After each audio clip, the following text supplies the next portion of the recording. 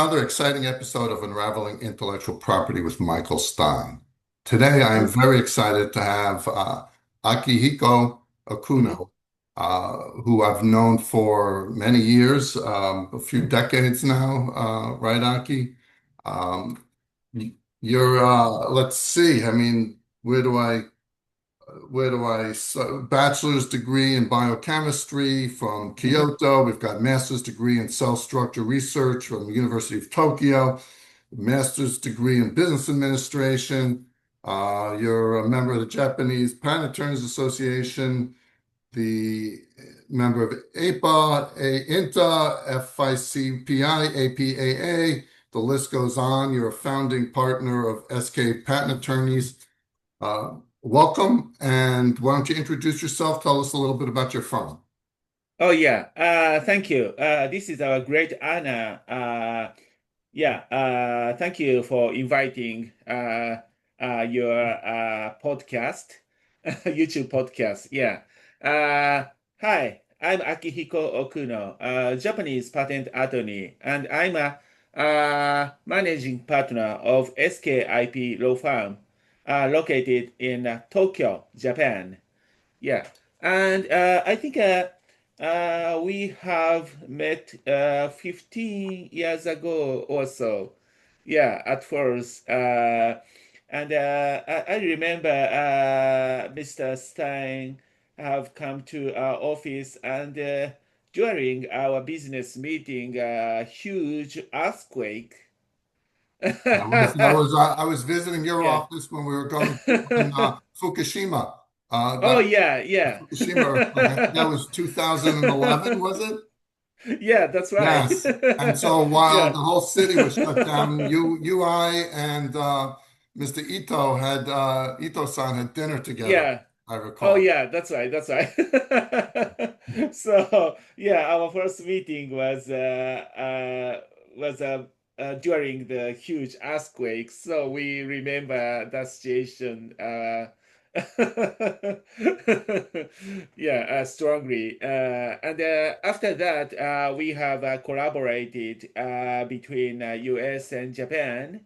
Yeah, Mr. Stein has handled our very important clients' US outgoing cases successfully. Yeah, we thank you for your professional assistance. Yeah, we understand or we believe that your firm, Stein IP, is one of the best and brightest US IP law firm.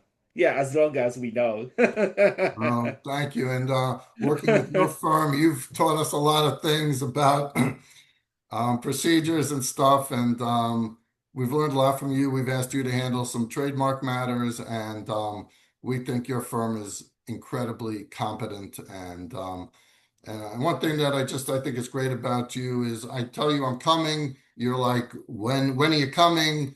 Let's have dinner. You're always so welcoming. I consider you a true friend.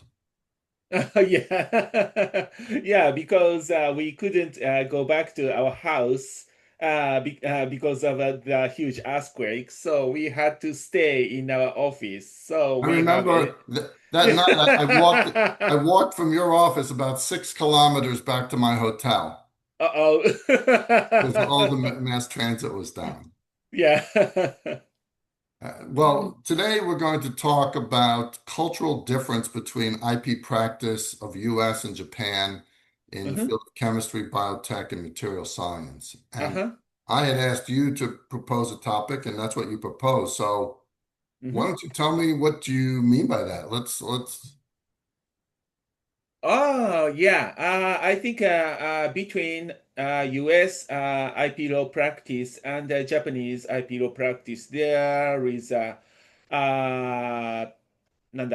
kind of a difference, cultural difference. Uh, because I think US culture is based on US history, US and European history, and Jewish and Christian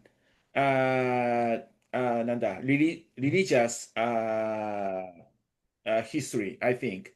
But we Japanese or Asian people are based on another historical base, and we are affected by Buddhism because we Asian people the culture is based on Buddhism, and I think we Asian people, including Japanese, usually thinks the invention is made when the invented product is made. Yeah, that's Asian culture. Uh, When you say made, not just conceptual, but actual yeah. produced. Oh, yeah, that's right. Yeah, Okay. in Europe or US, usually people think the invention is made when idea is made. That's a European or US culture, I think. But Asian culture is quite different. Usually, not legally. Usually, Asian people think the invention is made when the invented product is made, so manufactured. Yeah, that's a big cultural difference, I think. Well, when you say cultural difference, Mhm. I mean, I understand it from a conceptual perspective, but how does that actually impact the patent application? Mhm. Is it a different style? Mhm. Does it occur at a different time? What's the Mhm. significance of this? And it's fascinating that you're mentioning kind of this cultural and religion and stuff. And I never Yeah. kind of thought about religion and and intellectual property, but that's why I'm kind of excited to talk to you. So, Uh-huh. how does that actually impact uh, patent practice? Oh yeah. Such a cultural difference affects IP prosecution practice in Japan. For example, in the field of chemistry or biotech or material sciences, uh, Japanese or Asian countries examiners strongly require the experimental data which prove the effect of the invented products. And of course, sure, in United States or Europe, examiners also require such working examples, including experimental data, but not so strongly. But in the contrast, in Asian country, including Japan, the requirement strength is bigger than US and Europe. So, mm, Yeah, so when you see the applications, mhm, so I mean, you're preparing the applications in Japanese. uh-huh, Do you find that you'll see more tables and more experimental data and comparative examples from a exact. Japanese originally based application versus a US or European originated application? Yeah, that's right. Yeah, exactly. Yeah, if you review Japanese originated patent application and US or European originated patent applications, you will find out that Japanese patent applications include many experimental data and tables and figures and so on. But US or Europeans, of course, include such experimental data, but not so many. Yeah. And so, I mean, it's not so much. I specialize in the electrical. I know Oh, you're yeah.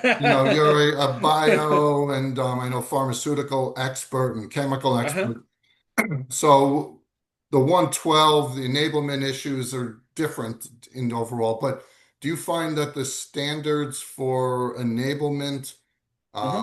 and written description are different does the Japanese Patent Office Mhm. expect more from an application than a U.S. examiner would? Oh yeah, oh yeah, that's right. Yeah, Japanese examiners more strongly require applicant to include sufficient experimental data to support the invented product, the effect. And so if you wanna file outgoing patent applications, including Japanese or other Asian countries, you have to include more and more experimental data that are necessary in US or Europe, more than the standard of US or Europe. Yeah. So let me ask you this question. Let's say Uh-huh. I'm a U.S. patent attorney. I've got Uh-huh. a chemical client or pharmaceutical client.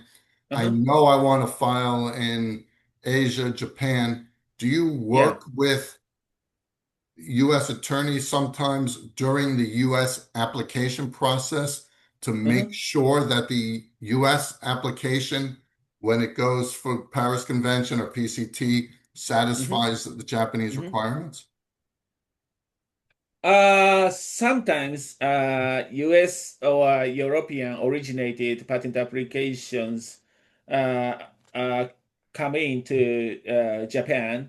Yeah, some of those applications lack the requirement of enablement or support because of few experimental data.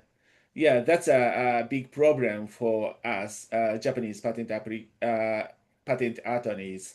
Yeah, in those cases, we will file additional experimental data during the prosecution of a patent application in Japanese Patent Office. And the Of Japanese Patent Office will permit that?